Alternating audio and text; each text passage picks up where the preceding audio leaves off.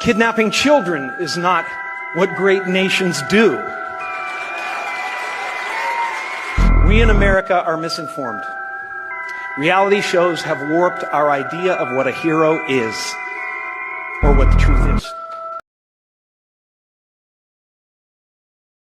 Are convicted in their belief. And so, to Jack's point about using some of the lie detection technology, particularly for eyewitnesses, not only can we put information in without blowing up your brain, we can put it in and then you can believe it so sincerely that the problem is you can testify to that effect. And in fact, we've seen this in a number of ways. The police were doing lineups where the suggestibility of the information was so strong that people would later identify a person that they'd seen. For example, you show a picture lineup and only one person has on a jacket and nobody. Rudolf Steiner, the Austrian mystic, he predicted, that towards the end of last century and the beginning of this century, there will be a movement driven by big corporations to take the soul away from people, to disconnect people from the higher world. And in order to do that, we have to destroy the pineal gland in people. And I followed the research on that, and amazingly what we found, the pineal gland is the most sensitive part of our central nervous system and is highly, highly, highly sensitive to 4 things: aluminum, glyphosate, fluoride, and Wi-Fi. And we are the only country in the world that has pushed these 4 things in the last 60 years or so on everybody growing up here.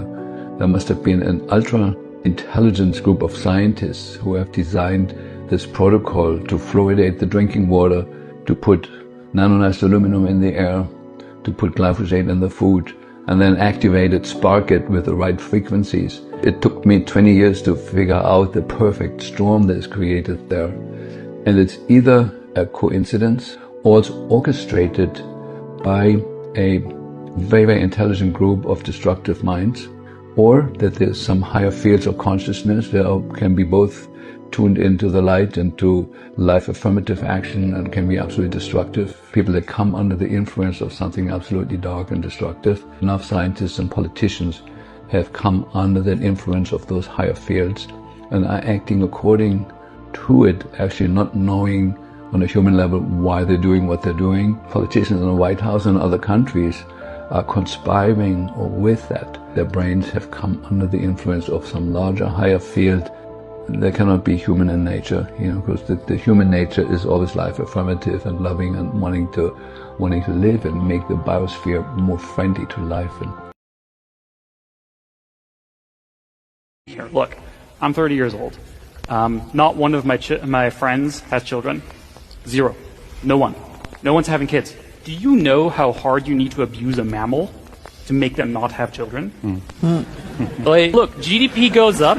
People have have enough food, and whatever. No one's having kids, and this is across the world. This is across both the West, the East, everywhere it's happening.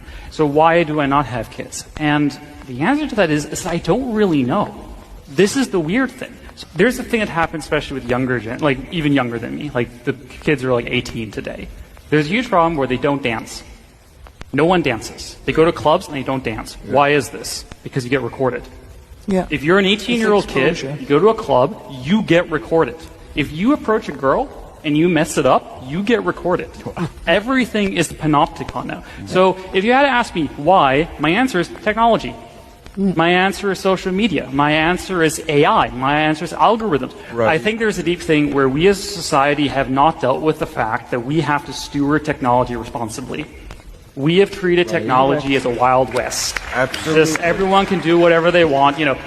Just sell all of our younger generation's dating lives to corporations for profit.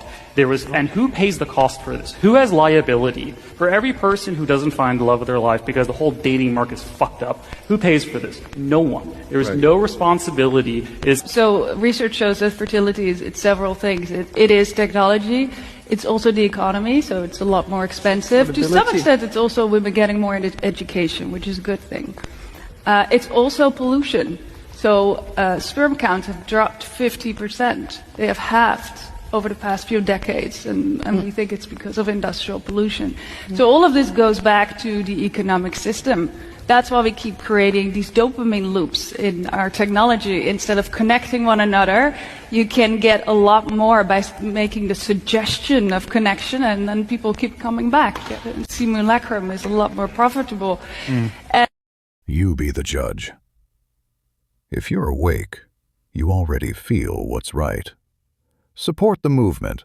Show where you stand. Your presence matters. Your choice carries meaning.